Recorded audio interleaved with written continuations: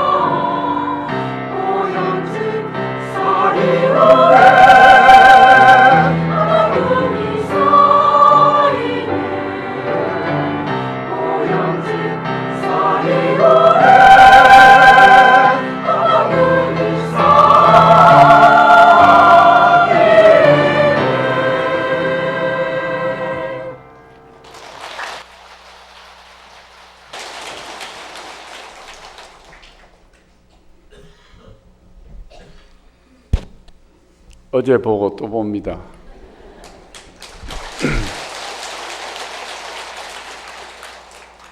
오늘 본문은 한 달 동안 화엄경을 여러분들 들으셨죠?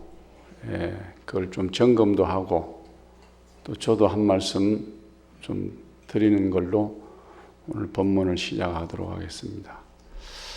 한 달 내내 선과 선에 정통하시고 교회에 정통하시고 율에 정통하신 전국에 선지식 되는 스님들을 30분을 모셔서 여러분들에게 화엄경의 세계 빠지게 했습니다. 화엄경의 세계, 화엄의 세계. 화엄의 세계에 들어갔다 나오니까 어떻습니까? 예? 좋습니까? 그냥 좋아가 안 되고 화엄의 세계가 어떻다는 것을 누가 좀 말씀을 해 주셔야 되겠어. 그래 나도 한번 들어가 보게. 예? 화엄의 세계를 대의 한마디로 한 명구가 있습니다. 어느 법사스님 말씀을 하셨는지 안 하셨는지 모르겠어요. 금년에는 제가 3번째인데 2번은 꼭 제가 사시에는 참석을 해서 법사스님 법문을 들었는데 금년엔 법문을 제가 한 번도 못 들었습니다.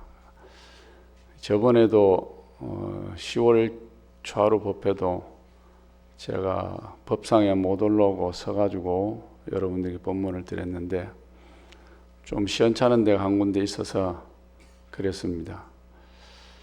그래서 그 스님들께서 화엄경의 대의를 말씀을 하셨는지 안 하셨는지 안 하셔도 알아야 되고 하시면 더욱더 알아야 돼. 딱 6글자로 만든 화엄경의 대의가 있어요. 대의라는 게 뭐예요? 화엄경의 큰 뜻 딱 요약해서 한 말씀이 있는데 적어도 통도사에 다니는 신도님이라 하면은 47번째 화엄경 공부를 하고 화엄경의 세계가 어떤 것인가, 화엄경에 깨달으신 부처님의 말씀이 어떤 것인가 하는 것을 들으셨어요. 근데 그걸 다 외울 수는 없잖아요. 80화엄경을 다 알 수도 없고 스님들도 다 모릅니다. 왜? 그 산매에 들어서 부처님의 세계를 보질 못했으니까 깨달은 자만이 볼 수 있다 그랬어요. 그러니까 화엄경의 말씀은 중세는 우리의 얘기가 아니고 깨달은 부처님의 얘기라 그러죠. 근데 그거를 요약해서 6글자로 요약된 말이 있는데 혹시 아시는 분 계세요? 이제 오늘부터 내가 좀 물으려고 그래. 아니 내가 한 달 내내 온갖 정성을 다해서 법사스님을 모셔서 여러분들에게 수천 명이 한 20만 명이 한 달 내내 모여서 법문을 들었는데 어디 가서 내가 자랑은 되게 할 거예요. 어디 가서 내가 통도사 화엄살림에 20번을 다녔는데 내가 그런 사람이다. 응? 그러면은 20번을 다년 티를 내야 되는데 티도 못 내고 어떤 사람이 그런 화엄경에 20번을 다녔다고 하니 하나 묻겠소? 화엄경의 대의가 뭡니까? 그럼 한마디로 착 나와야지. 예?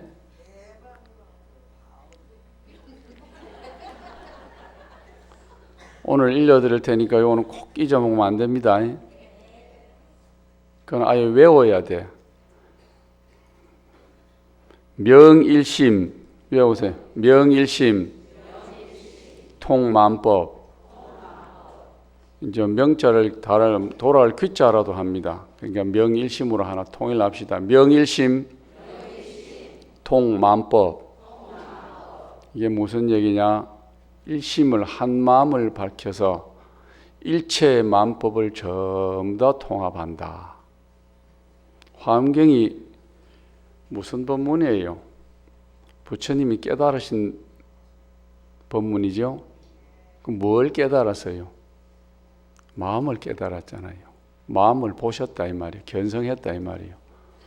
견성된 것 부처님의 말씀을 우리가 한 달 내내 들었는데, 그래서 일심이라 그래. 명일심이라 그래. 일심을 한 마음을 밝혀서 그 마음을 한 마음이라, 두 마음 다 한 마음을 밝혀야 돼. 여러분들은 몇 가지 마음을 가지고 있어요? 여러 수천 가지 가지고 있지. 경계에 따라서 미운 놈 보면 미운 마음이 일어나고, 좋은 사람 보면 좋은 마음이 일어나고. 근데 부처님은 믿거나 곱거나 관계없이 오직 한 마음이요. 그 한 마음을 밝혀야만이 일체의 만법을 전부 다 통할할 수 있다 그랬어요. 한 마음이 아니면 일체 만법을 볼 수가 없다 그랬습니다. 그래서 명일심 통만법, 요게 화엄경의 대의라, 가장 큰 뜻이라. 두 번째, 화엄경의 법문에 네 가지가 큰 기둥이가 있어요. 네 가지가. 그 많은 80화엄경을 전부 다 한 달 동안 우리가 스님들의 법문을 들었지만은 요약하면은 네 가지 큰 기둥이 있다 그랬습니다. 첫 번째가 부동산매에 드는 것, 산매. 부동산매라는 게 뭐냐? 아니불자 움직일 동자. 산매에 들어갔는데 그 산매에 들어가서 움직이지 아니한 산매에 들어갔다고 그럽니다. 산매라는 게 뭐예요? 내 마음의 일체 일사불란, 내 마음의 산란스러운 마음이 하나도 없이 한 마음으로 만드는 것을 산매에 든다 그래요. 산매. 그래서 화엄경이 부처님께서 산매에 들으셨다가 깨어나자마자 바로 설하신 것이 화엄경입니다. 산매에 들으셨다가. 그래서 일체 부동산매에 드는 것인데, 산매에 든다는 것은 아니비설신의라고 하는, 내 몸이 아니비설신의지요. 눈과 귀와 그 6가지의 육군을 가지고 있는데, 육군과 육경에서 그걸로서 저촉되지 않는 마음, 저촉되지 않는다 이 말이에요. 그러니까 육군으로 보는 경계의 대상에 얽매이지 않고 한 마음이 되는 부동산매, 그걸 부동산매라고 해서 부동산매에 드는 것이 첫 번째, 네 기둥 중에 첫 번째 기둥, 부동산매. 선정이 된다 이 말이에요. 부동산매. 그 산매에 들어야 부처님을 볼 수가 있어요. 그게 일심이 돼야 된다 이 말입니다. 두 번째, 마음을 잘 쓰는 것. 화엄경의 대의가 명일심 통만법이면 이 네 가지는 화엄경에서 설하는 것을 전부 다 네 가지로 요약해서 딱 말을 합니다. 하나는 부동산매에 드는 것, 두 번째는 마음을 잘 쓰는 것. 명법품에 나오는 건데, 이거는 제가 자주 말씀을 드렸어요. 선용기심이라고. 선용기심 들어보셨죠? 잘, 착할 선자, 쓸 용자, 거기자, 마음심자. 그 마음을 잘 쓰라 그래서. 어떻게 써야 됩니까? 마음을 잘 쓰는 게. 예? 삼매에 들어서 일심이 되지 아니하면은 그 마음을 잘 쓸 수가 없어. 우리는 분별된 마음을 가지고 있지. 여러 가지 마음을 가지고 있잖아요. 경계에 따라서 우리들 마음 전부 다 변해. 똥을 보면 더럽다는 마음이 생기고, 밥을 보면 먹고 싶다는 생각이 들고, 맛있는 거 보면 먹고 싶다는 생각이 들고, 여러 가지 분별된 마음이 나잖아요. 그런 마음을 잘 쓰는 게 아니라 일심이 돼야 마음을 잘 쓰는 거죠. 한 마음이 돼야 가리질 않는다 이 말이지. 그래야 그 마음을 잘 쓴다. 그래서 여러분들이 시집을 가가지고 자식을 낳아서, 아이를 낳아서 어린애로 키울 때 한 마음이 됩니까? 두 마음이 됩니까? 한 마음으로 키우지. 에? 이 자식에는 미운 것도 더러운 것도 못생긴 것도 없어. 어쨌든 이 아이는 내가 일심으로 잘 키워야 되겠다는 그 한 마음밖에 들질 않아. 그게 선용기심이요. 그런데 그 아이가 크면은 달라지죠. 그 참 희한하지. 왜 똑같은 자식인데 아이를 낳아가 키울 때는 일심이었는데 그 아이가 자꾸 성장하면서 그 아이를 바라보는 마음이 어떻게 돼? 분별된 마음으로 자꾸 바뀐다 이 말이에요. 그게 이제 육군과 육경이 나타나면서 그러는 겁니다. 중생심이 번뇌가 나타나서 그래요. 그래서 두 번째는 그 마음을 잘 써야 된다. 이게 화엄경에서 가르치는 두 번째고, 세 번째는 큰 서원을 세우는 것이라 그랬습니다. 큰 서원을. 대원력. 그냥 적당하게 그냥 잘 먹고 잘 사는 원력을 세우는 것이 아니고 일체 중생을 모두 부처로 만들겠다는 대원력을 세우는 것이 이 세 번째 화엄경의 가르침입니다. 여러분들 그 본문 들을 때 그 내용이 많이 나올 거예요. 원력을 세우라는 말씀이 나오지요. 무슨 원력? 보살이 대원력을 세우는데 대원력이 첫 번째가 뭐예요? 성불하고 부처가 되는 거예요. 그게 대원력이라. 부처가 되는 그 이외의 원력은 그거는 별원이야 별것도 아니에요. 그게 부처만 되면 다 이루어지는 것들이에요. 그래서 부처님이 되기 위해서는 보살의 큰 원력을 세우라 그러지요. 세 번째가 큰 서원을 세우는 것. 네 번째는 큰 수행을 쌓는 것. 자, 내가 서원을 세가 부처가 되었어 보살이 되었으니 수행이나 행동한다 이 말이에요. 행원. 마지막으로 입법 개품에 뭐가 나옵니까? 보현보살의 행운이 나오지요. 결국에는 우리가 일심이 돼서 부처가 되고자 하려고 하는 사람들은 이와 같이 마음을 잘 쓰고 서원을 세우고 수행을 행을 잘 열심히 해야만이 일심 부처가 된다라는 그 얘기입니다. 이 네 가지가 화엄경에서 우리들에게 가르치는 덕목입니다. 간단하잖아요. 큰 뜻은 명일심 통만법이고 그 다음 네 가지는 부동산매 들고 마음을 잘 쓰고 서원을 세우고 수행을 열심히 해서 부처가 되는 것이다. 마지막으로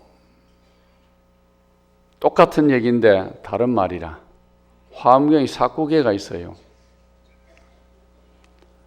법화경은 부처님께서 법을 가지고 설을 하셨는데 화엄경은 마음을 밝히는 법문을 설하셨어요. 이 마음을 밝히기 위한 사구계, 각 경전마다 사구계가 있습니다. 네 가지 글귀, 5자로 된 네 가지 글귀 20자입니다. 5자로 된 네 가지 글귀가 있는데 건강경에도 있고 법화경에도 있고 온갖 경이 다 있는데 화엄경에도 딱 하나가 있어. 요게 전부 다 화엄경을 말을 해요. 뭡니까? 에? 한번 해봐요. 약인요교지 삼세일체볼 응관법계성 일체유심조. 그건 아시네. 근데 하나라도 아니 다행입니다. 약인요교지 삼세일체볼. 만약에 삼세가 뭐예요? 과거, 현재, 미래. 과거, 현재, 미래 부처님을 알고자 하려거든 응관법계성 마땅히 법계의 성품을 볼 때 어떻게 하느냐? 일체 존재하는 모든 것들은 마음의 작용으로 이루어졌더라. 결국에 화엄경은 마음 법문이에요. 마음을 여러분들 못 보잖아요. 근데 부처님은 봤어. 본 것을 깨달았다 그래. 부동산매에 들어서 부처님께서 그 마음을 보시고 나서 하신 말씀이 화엄경이라 그러죠. 그러니 그걸 보고 나서 부처님께서 또 세상을 관찰해 보니 이 세상에 존재하는 모든 작용은 마음의 작용이더라 이 말이에요. 마음 작용. 어떤 것도 작용이 아니고 마음에 의해서 조작이 다 되고 있더라 이 말입니다. 이것만 알면은 화엄경 그 별거 어려운 거 아니에요. 근데 이 마음이 골치 아픈 거예요. 마음을. 여러분들도 여러분들 마음을 모를 때가 있지요. 쓰긴 써먹는데 왜 내가 이 마음이 지금 이렇게 써지나 하고 그럴 때가 있어요. 그래서 자기 마음도 자기가 모를 때가 많습니다. 이 마음에 대해서 중국의 당나라 시대 때 황벽희운 선사라는 분이 계셨는데 이 황벽희운 선사가 참 마음에 대해서 재미있게 말씀을 해놓은 게 있어 오늘 말씀을 한번 드리려고 합니다. 이 황벽희운 선사는 자기 스승이 백장회해 선사라고 하는 우리나라의 선방의 백장청규를 만드신 아주 유명한 분이시고 자기 제자가 많은데 그 제자 중에 임재의연 선사라는 분이 계시는데 이 임재의연 선사가 임재종, 현재 우리 조계종이 이 임재선사에서 창종이 된 분입니다. 그래서 이분이 어떻게 말씀을 해놓으셨느냐, 모든 부처와 모든 중생들이 오로지 한 개 마음이고 다시 다른 법은 없다. 이 마음은 애초부터 생겨난 적이 없고 사라진 적도 없고 모습도 없고 모양도 없고 있는 것도 아니고 없는 것도 아니고 모든 한계와 이름과 흔적과 상대를 벗어났다. 지금 이대로가 곧장 이것이니 생각을 움직이면 어긋난다. 마치 허공과 같아서 테두리가 없으니 헤아릴 수가 없다. 이거 재밌죠? 허공에 테두리가 있어요?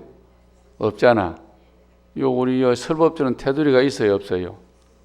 테두리 있잖아. 문을 만들어 이거 테두리잖아. 우리는 테두리를 가진 마음을 가지고 살아요. 이렇게 막아놓고. 여기는 황벽기운선사는 본래 우리가 가진 마음은 마치 허공과 같아서 테두리가 없다 해서 오직 이 한 개 마음이 곧 부처이니 부처와 중생이 전혀 다름이 없다.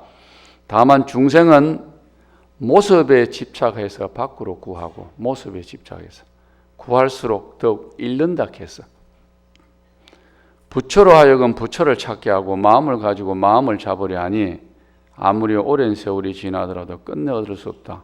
우리를 부처로 본 거예요. 우리 여러분들을 중생을 다 부처로 본 거예요. 부처가 부처를 찾는다 이 말이야. 에? 부처가 부처를 찾으니 끝내 세월이 지나도 얻을 수가 없다. 이들 중생은 생각을 쉬고 헤아림을 잊는다면 부처는 저절로 앞에 나타난다는 사실을 모른다. 이 마음이 곧 부처이니 부처가 곧 중생이다. 중생일 때에도 이 마음은 줄어들지 않고 부처일 때도 이 마음은 불어나지 않는다. 아주 멋진 얘기잖아. 알아듣겠어요? 여러분이 중생이지요? 중생일 때도 이 마음이 풍선처럼 이렇게 부풀어 나지도 않고 부처가 됐을 때도 이 마음이 불어나지 않는단 말이에요. 그럼 무슨 얘기예요? 부처의 마음이나 중생의 마음이 똑같다. 이거 공부하러 절에 오는 겁니다. 여러분들이. 쉴 데 없이 왔다 갔다 하는 게 아니고 화엄경 30일간 법문 듣는 것도 그 중에 하나만 여러분이 그 말씀을 듣고 깨달으면은 천지를 얻은 거와 똑같다 그랬어요. 천지를 얻은 거와. 중생일 때도 이 마음은 줄어들지 않고 부처일 때도 이 마음 불어나지 않는다. 나아가 육도 만행과 강바닥 모래와 같이 많은 공덕을 본래 다 갖추고 있다. 우리가 여러분들이 강바닥 모래와 같이 많은 공덕을 본래 다 갖추고 있으니 수행에 의지하여 더할 필요가 없으며 인연을 만나면 베풀고 인연이 사라지면 고요히 쉰다. 만약 이것이 부처임을 확실히 믿지 못하고 모습에 집착하여 수행함으로써 효과를 바란다면 이것은 모두 망상이어서 도와는 어긋난다.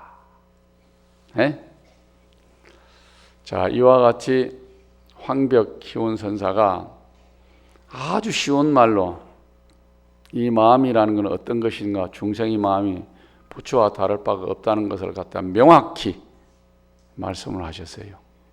그러면 여러분들은 뭡니까? 부처님 아니요. 마음을 가지고 있는 하는 여러분도 마음의 부처다 이 말이에요. 다만 여러분들은 부처를 보지 못했을 뿐이나 그러나 가지고 있는 마음은 여러분 부처의 성질과 전혀 다르지 않다라고 화엄경에도 말씀하시고 황벽기운선사도 말씀을 하시는 거라. 그러니 아까 사구계에서도 그랬잖아요. 삼세 부처님을 알고자 할진대는 이 법계, 이 세상 우리가 존재하는 모든 법계가 관할 때 어떻게 보아야 되느냐. 아, 저게 다 마음의 작용으로 이루어졌구나 하고 보라 이 말이에요.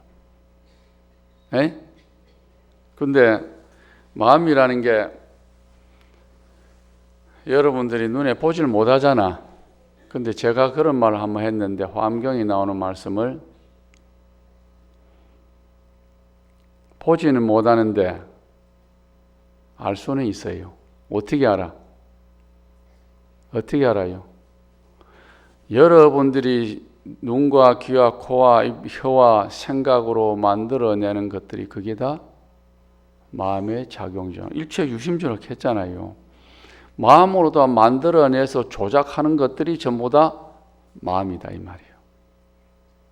그게 근데 부처님과 보살은 그 마음의 조작을 어떻게 해요?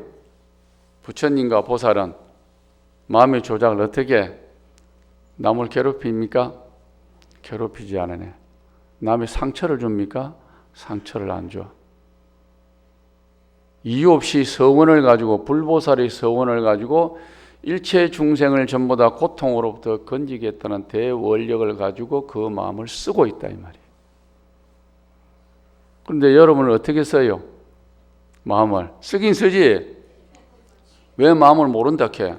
여러분들이 지금 생각해서 지어내고 움직이고 행동하고 하는 모든 것들이 마음의 작용이지요.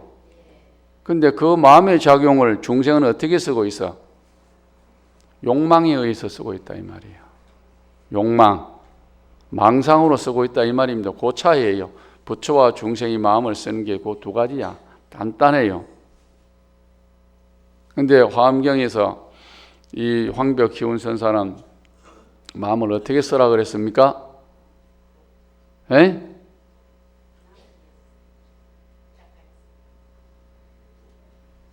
부처와 중생이 아니 부처와 보살이 일체 중생을 마음을 쓰듯이 그와 같이 쓰라 한 거예요. 그것을 우리가 배우러 여기 지금 이 설법전에 모이고 법회날 와서 부처님 법문 듣고 하는 게 그겁니다. 맹탕 와가지고 뭐 왔다 갔다 해가지고 어제 뭐 쌀 한 톨 갖고 그 비싼 돈 들여가면서 집에서 말이지 차 타고 오고 시간 내가면서 절에 온 게 그냥 왔다 갔다 안 되는 거지. 한마디라도 이런 걸 들어가서 내가 행하고 남에게 일러주고 그래야 내 가정이 화목해지고 이 사회가 화목해지고 나라가 굳건해지는 겁니다. 그냥 되는 게 아니에요. 여러분들 한 분 한 분이 어떠한 마음가짐으로 이 세상을 살아가느냐 따라가지고 전혀 다른 가족과 다른 세상을 만드는 주체가 된다는 겁니다. 오늘 여기까지만 대강 얘기하고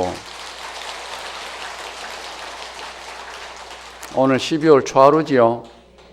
금년도 다 갑니다.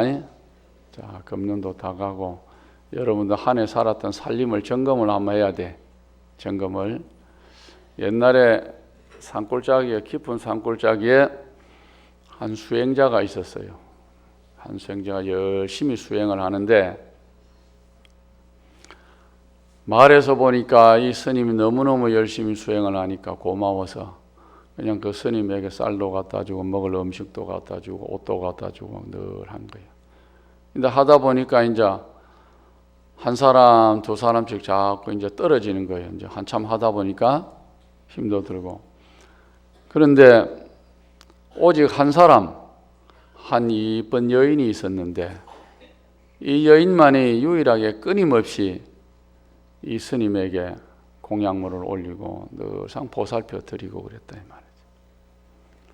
그래서 이 스님도 자기 딴에는 계율을 지키고 공부를 열심히 하고 더더욱이 수행을 하는데 마음이 동요하기 시작하는 거라. 마음이. 그런 마음이 들 때마다 더 마음을 다잡고 내가 이래서는 안 되지. 더 부처님 공부를 열심히 해야 되겠다 하고 끊임없이 이제 공부를 하는데 도저히 이게 공부가 안 되는 거예요. 그 여인만 보면 안 볼 때는 괜찮다가 그 여인만 보면 또 마음이 또 바뀌는 거예요. 그렇게 이렇게 참다 수행을 하다가 이분이 결국에는 이 여인도 그냥 왔겠어, 그지?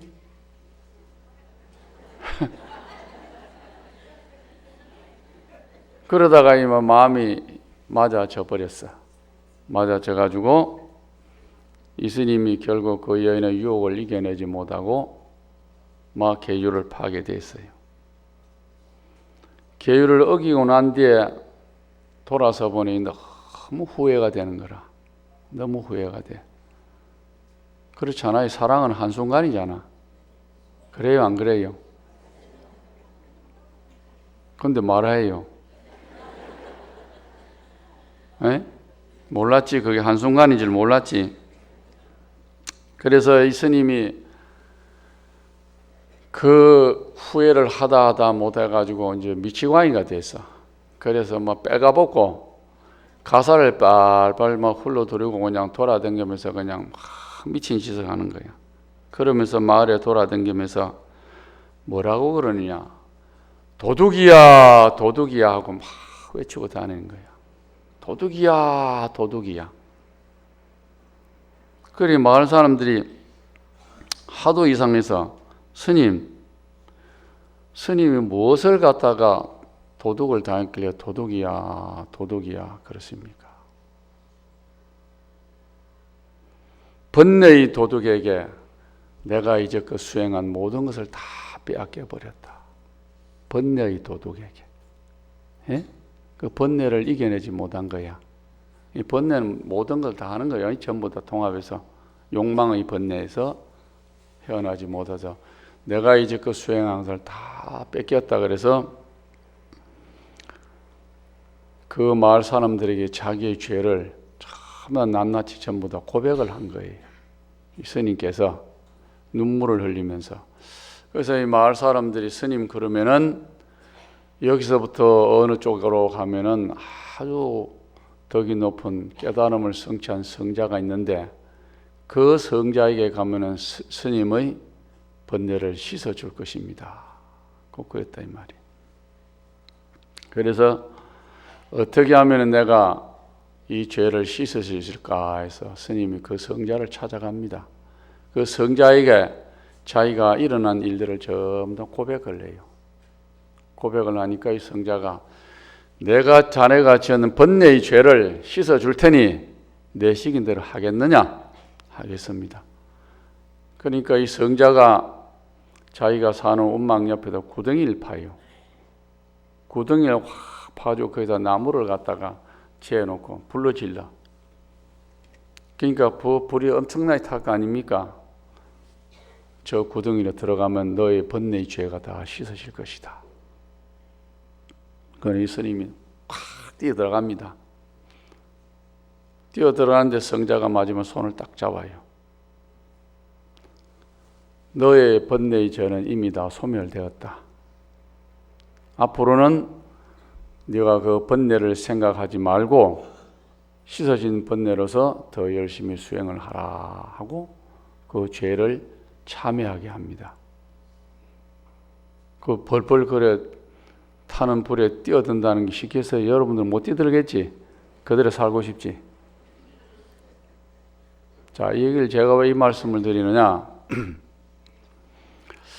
우리는 이 세상에 살면서 누구나 죄를 짓게 되고 욕망의 그늘로부터 벗어나지 못하는 경우가 너무나 많습니다. 여러분들이 정유년, 금년 한 해 살면서 지으신 업도 많으실 거고 지으신 죄도 많으실 거고 번뇌와 욕망에 의해서 나를 망친 것도 있고 남도 망친 것도 있을 겁니다. 그것을 여러분들이 이제 한 달 동안 이제 한 달 남았는데 자기 자신들을 성찰하면서 참회를 하세요. 그래야만이 새로운 무술년 한 해를 맞이할 수 있습니다. 그걸 끌고 가면 안 돼요. 이 스님처럼 불꽃에 뛰어들듯이 한 달간 또 화엄경 법문도 들었고 그래서 한 달 동안은 내가 무엇을 잘못했는가, 무슨 죄를 지었는가, 남을 괴롭히지는 않았는가, 내 자신을 학대하지는 않았는가 하는 그런 마음을 참회를 통해서 싹 씻어야 돼요. 참회가 돼야 용서가 됩니다. 참회하지 않는 자는 남을 용서할 수가 없어요. 그래서 참회를 통해서 금년 한 해를 다 씻고 새로운 무술년 한 해를 맞이하시기를 바랍니다. 자, 오늘 여기까지 하고 사중 얘기를 한 10분만 하고 그래 끝내겠습니다. 요즘 뭐 국가에서 그거 하지요. 뭐 뭐라 그럽니까? 뭐 국가에서 여러 가지 시책이 많은데 저기 최저임금제 하지요. 최저임금제인데 여기 계신 우리 보사람들 중에 소상공인도 있을 끼고 기업하는 분도 계실 끼고 뭐 여러 가지 업을 많이 하시는 분들이 있을 텐데 그 내용이 이제 사찰까지 들어왔어요.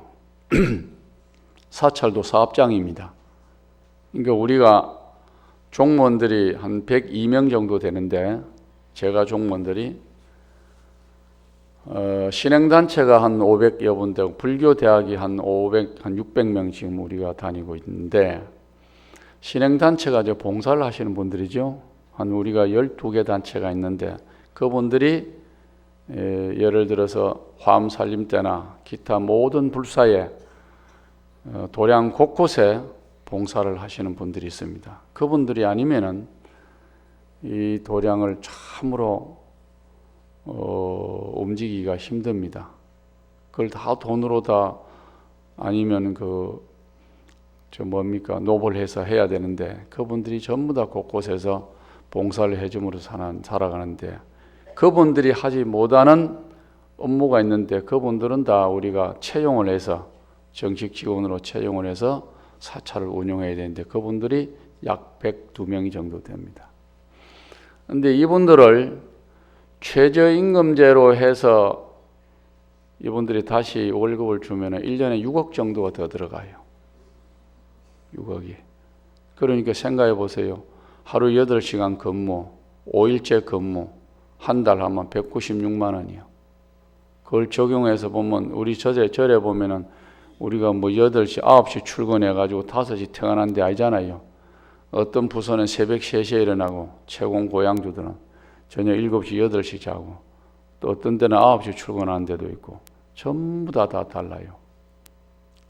그래서 제가 이제 종무사하고 상의를 해서 참 그게 이 부처님 자비가 어떤 때는 이 자비를 베푸지 못할 때가 있어. 그 참 나도 마음이 아픈데 구조조정을 좀 해야 돼요.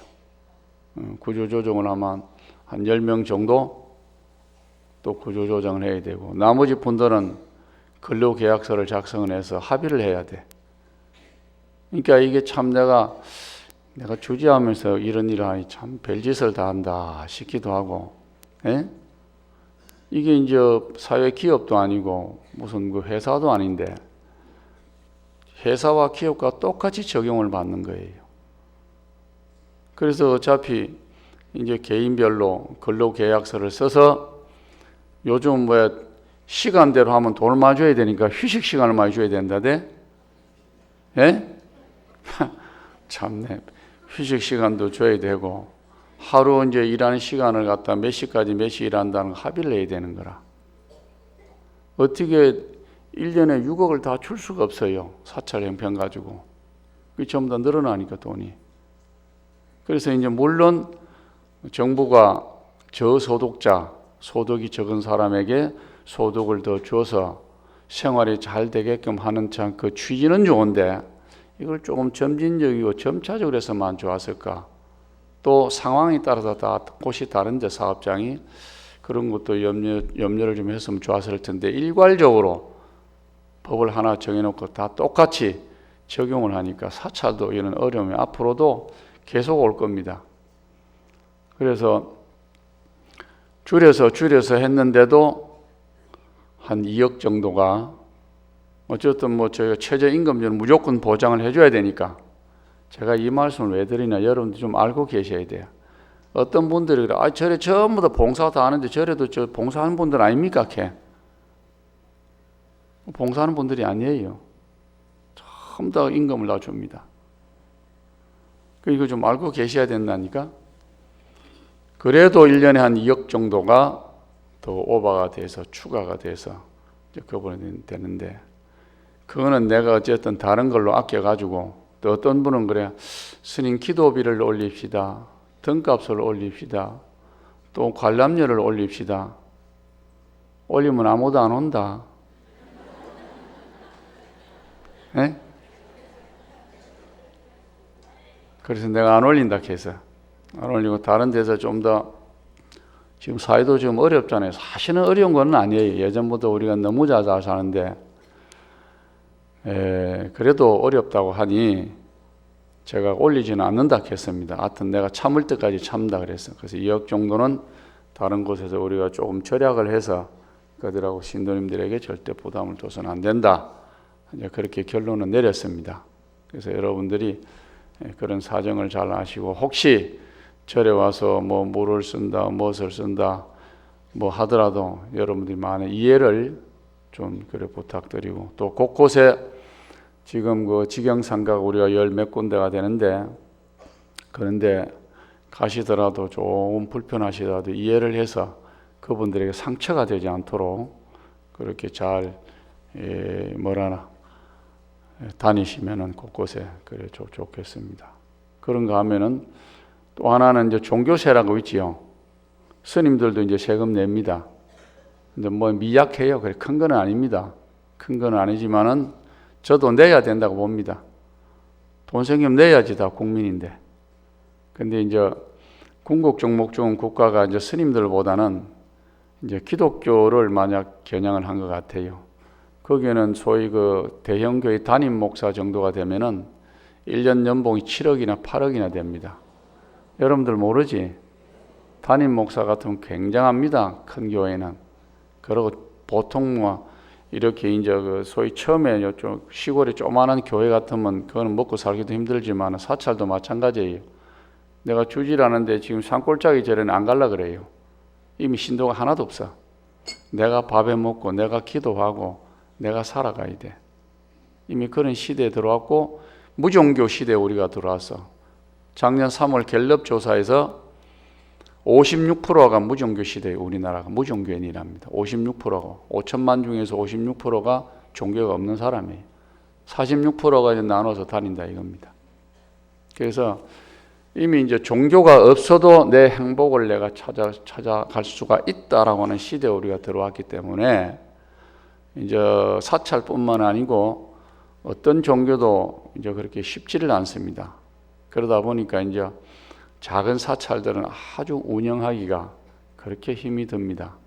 그래서 그런 것도 여러분들이 이제 조금은 아셔야 돼. 그런 게 하나 이제 우리 생활 속에서 이제 이루어지는 거고 또 사찰에서 이루어지는 거기 때문에 그래 이제 아셔야만이 스님들을 조금 이해하게 되고 또 사찰을 이해하게 되니까 조금 남은 시간에 그런 말씀을 좀 드렸습니다. 그래 금년 한 해도 이제 잘 지냈고 내년 무술년이 오는데 양력을 하면 이미 이제 새해가 왔습니다. 무술년이 와서 또 저희 큰절에서는 여러분들 보다시피 저도 이제 1년 반 남았어요. 내년 5월이면 끝납니다. 금방 가지요? 빨리 가야 돼. 그 선빵도 금년 상반기에 재정은 다 내려왔습니다. 다 하고 또 내년 예산도 제가 한 60억을 그 국비를 이제 받았습니다. 내년 예산도 또 여러 가지 뭐 할 일이 또 많으니까 또 템플 스테이도 금년 상반기에 하면 바로 운영을 할 거고 또 저번에 말씀드렸듯이 지금 진행되는 저 청류교라든가 또 일성교, 오령교도 봄 되면 전부 다 정리를 다 해서 말끔하게 정리를 하고 주차장도 전부 다 토목공사를 해서 금년 상반기에 그 아스콘을 다 깔아가지고 전부 다 말끔하게 전부 다 정비를 다 할 겁니다. 그래서 이제 더 이상 깊은 불사는 없을 거고 다른 걸로 아마 여러 불사들이 이루어질 걸로 그래 믿습니다. 신도님들께서는 그런 걱정 마시고 돈 얘기 안 할 테니까 열심히 오셔서 부처님 말씀 많이 듣고 여러분들 기도 열심히 해서 가정의 행복, 마음의 행복 그래서 평생 사시는데 항상 매일매일 행복한 마음으로 살아가시기를 기원드립니다. 감사합니다.